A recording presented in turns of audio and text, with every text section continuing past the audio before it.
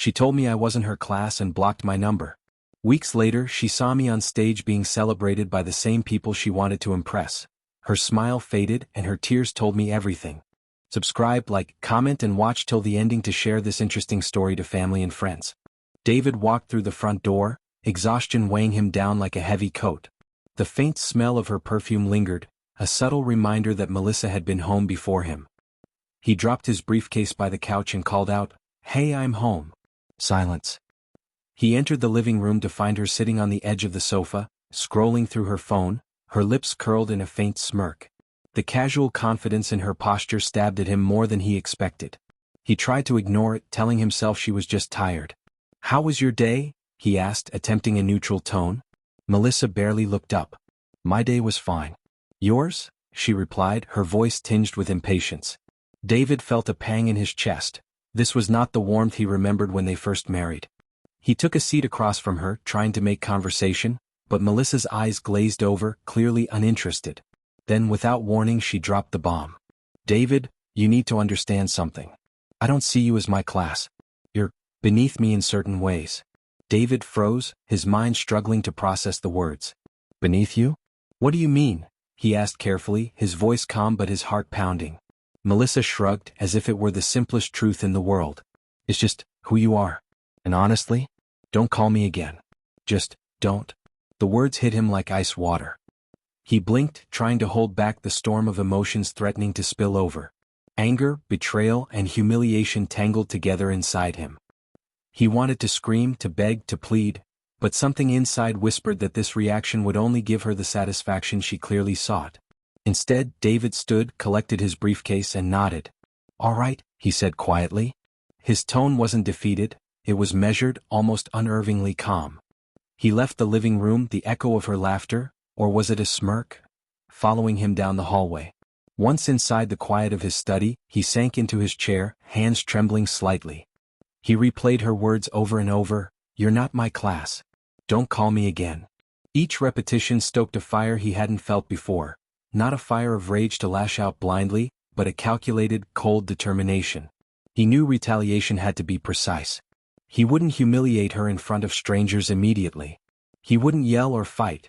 Those were mistakes he had made in the past with smaller disagreements. No, this time it had to be smart, methodical, and inescapable. David opened his laptop and began drafting a plan. Every detail of her behavior, every slip-up, every secret she tried to keep from him, it all went into a mental ledger. The first step was observation. He needed facts, proof, not just suspicion. By the time he stood and walked to the window, staring out at the city lights, the anger had sharpened into clarity. Melissa had underestimated him. She thought a few cruel words could break him. She was about to learn that he was patient, intelligent, and far from powerless. And when the time came, she wouldn't just regret her words, she would feel the full weight of her mistake. The following morning, David woke up to an empty bed. The faint indentation on Melissa's pillow told him she'd been gone for hours. He checked the clock, 6:47 a.m. She'd left unusually early again. It wasn't the first time, but this time he noticed something different, a perfume scent he didn't recognize. Sweet, floral, expensive, far beyond what she usually wore. He sat up, staring blankly at the ceiling. His instincts whispered that something was deeply wrong, but he forced himself to stay calm. Emotion wouldn't serve him, facts would. Over breakfast, David reviewed the pattern of her absences. Late-night meetings. Sudden weekend business trips.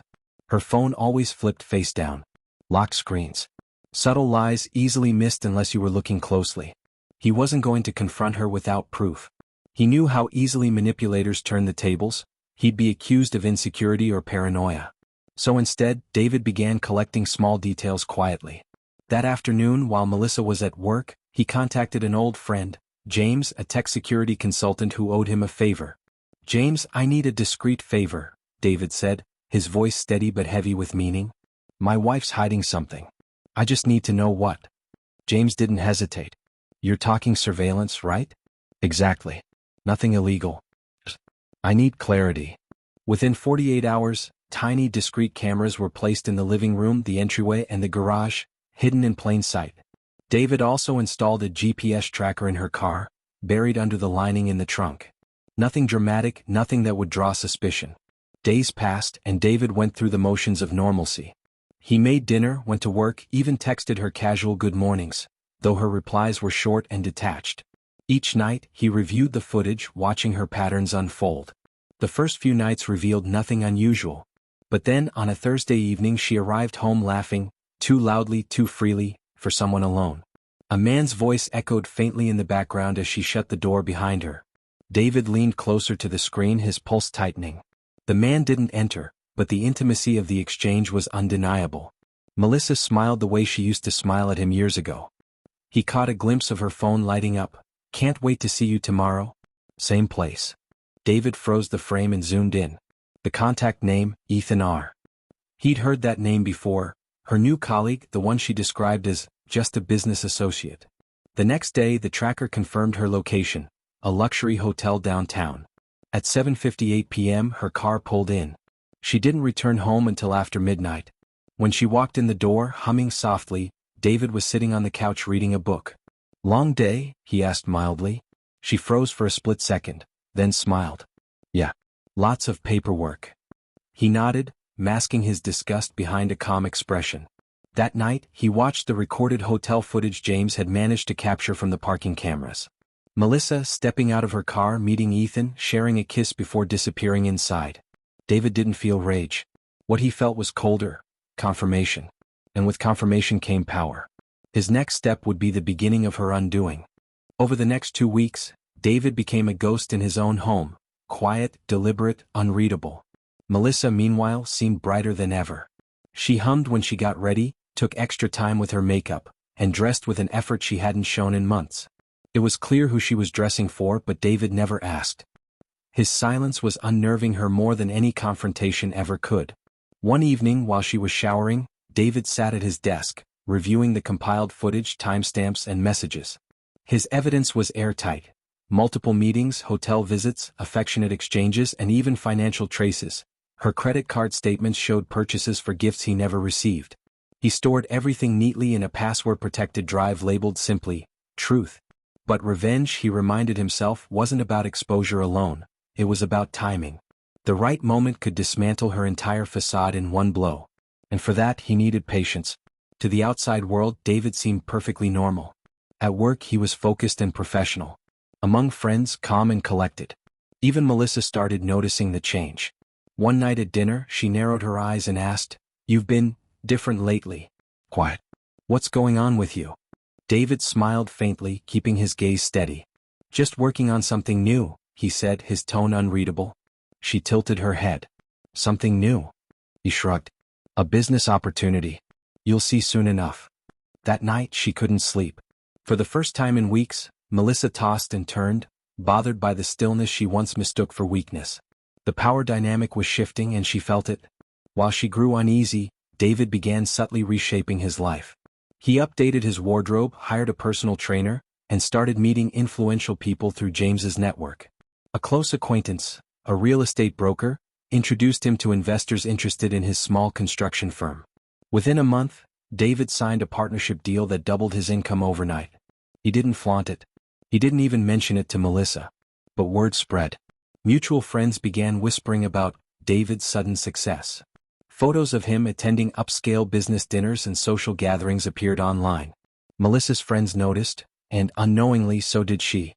One Friday night, she walked into the living room, pretending casual curiosity. "I heard you went to dinner with Mr. Caldwell, the real estate guy." David looked up from his laptop.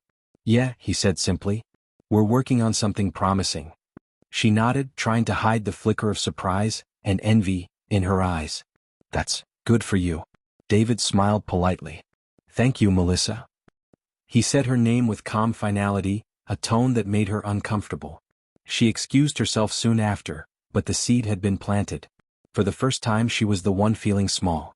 Later that night, David sat by the window again, the city lights glowing beneath him. His reflection stared back, stronger, steadier, colder.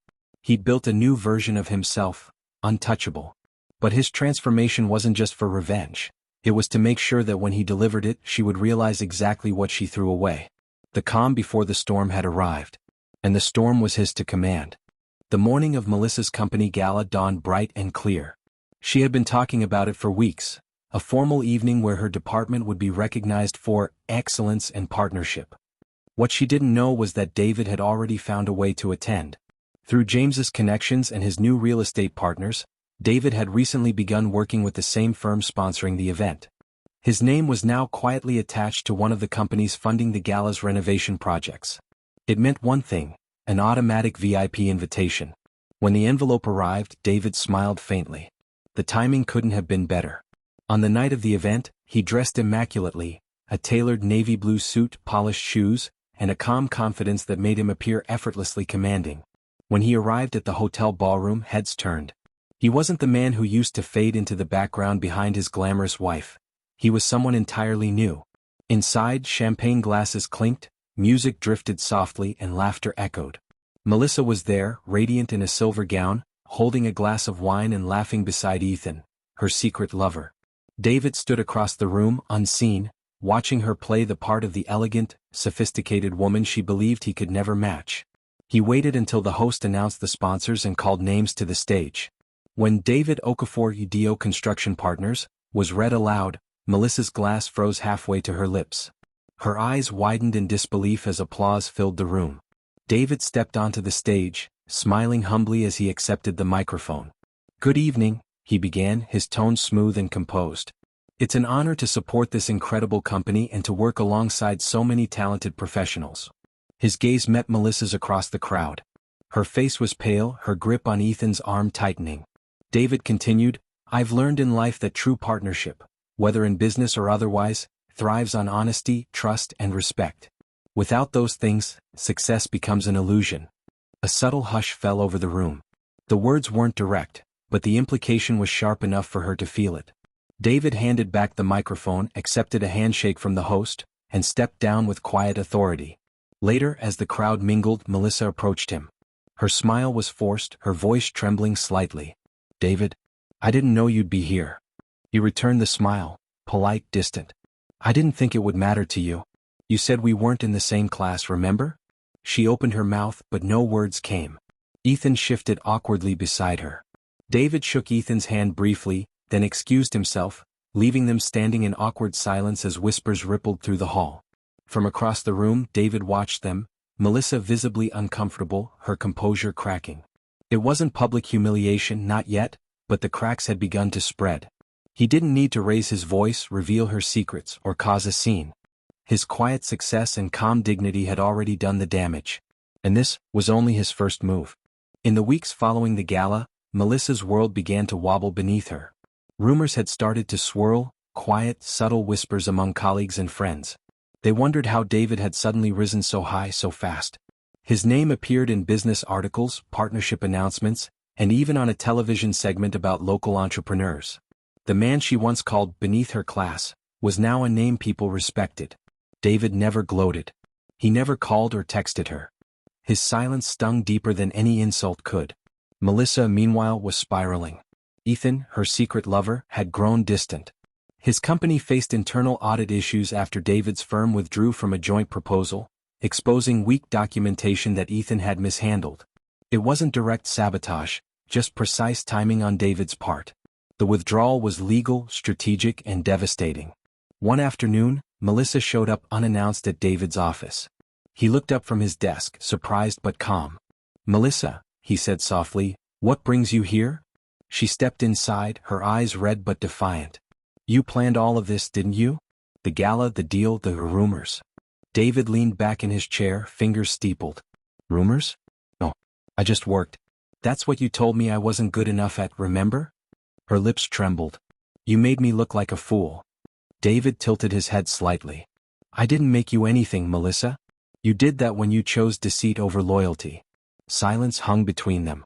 The clock on the wall ticked slowly, each second amplifying her shame. Then David reached into his drawer and placed an envelope on the table. "Before you accuse me of anything else," he said calmly, "you should know, I've already filed for divorce." She froze. "You what?" "I'm not punishing you," he said quietly. "I'm freeing both of us. I've attached all the evidence, your affair, your financial misuse, everything. I didn't take it to court yet because I didn't want to destroy you. But if you push me, I will." Melissa's knees weakened. She clutched the edge of his desk, her composure slipping. David, please, can't we just talk? He rose slowly, walking around the desk to stand before her. You told me not to call, that I wasn't your class. So I listened. I stopped calling. I stopped chasing. I just leveled up. Her eyes brimmed with tears. For the first time she looked small, fragile even. David, I made a mistake. He nodded. Yes, you did. But mistakes have a way of teaching people what truly matters. He handed her a handkerchief and gestured toward the door. Take care of yourself, Melissa. I sincerely wish you peace. She stared at him, stunned by his restraint. No shouting, no gloating, just quiet dignity. It hurt more than any insult ever could. As she turned to leave, tears finally escaped her eyes. When the door closed behind her, David exhaled deeply. His heart was calm, not triumphant but complete. He hadn't needed vengeance through destruction. His success and composure had done what anger never could. It made her face herself. The following weeks passed quietly. The divorce was finalized with minimal conflict. Melissa didn't contest anything, she couldn't. The evidence David had presented was too clear, too complete. The settlement was fair, even generous. David didn't take revenge through greed. He left her with enough to live comfortably but not luxuriously. He wanted peace, not chaos. For the first time in years, David's home felt still. No tension, no pretense, no walking on eggshells. He spent his evenings by the window again, but this time the city lights didn't feel cold, they felt alive. The silence that once felt heavy now felt like freedom. One evening he received an unexpected message. It was from Melissa. I saw your interview today. You looked happy. I'm proud of you. I'm sorry for everything. He read the message twice, then locked his phone without replying. There was nothing left to say. Forgiveness didn't require words. It lived quietly in how he chose to move forward. Meanwhile, Melissa had moved out of the city. Friends said she'd resigned from her job after Ethan left the company under investigation. She kept to herself, a shadow of the confident woman who once sneered at David's simplicity. Sometimes people learn the hard way that pride could be the costliest emotion of all. For David, life had taken a different turn.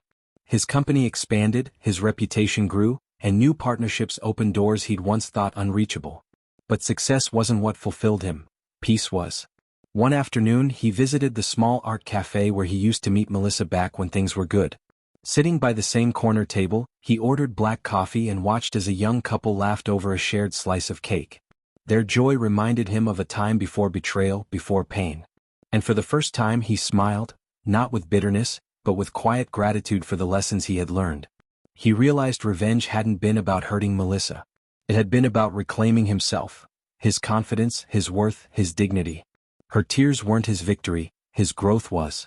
As the evening sun dipped low, casting warm orange light across the cafe, his phone buzzed. A message from James. Big news, partner. We just got the Legos contract. Congratulations. David chuckled softly. We did it, he whispered, raising his coffee in a small toast to himself. Outside, the world moved on, cars passing, laughter spilling from the street, life continuing in its unstoppable rhythm. And within that rhythm, David felt perfectly at peace. He picked up his jacket, paid the bill, and stepped into the fading daylight. The wind brushed gently against his face, carrying away the last traces of the past. He didn't need to look back. Everything that had once broken him had now built him. Melissa's betrayal had ended their story, but it had begun his freedom. And as he walked into the golden dusk, calm and unburdened, one truth echoed in his mind. Sometimes the sweetest revenge is simply living well. Subscribe, like, comment, and share for more interesting stories.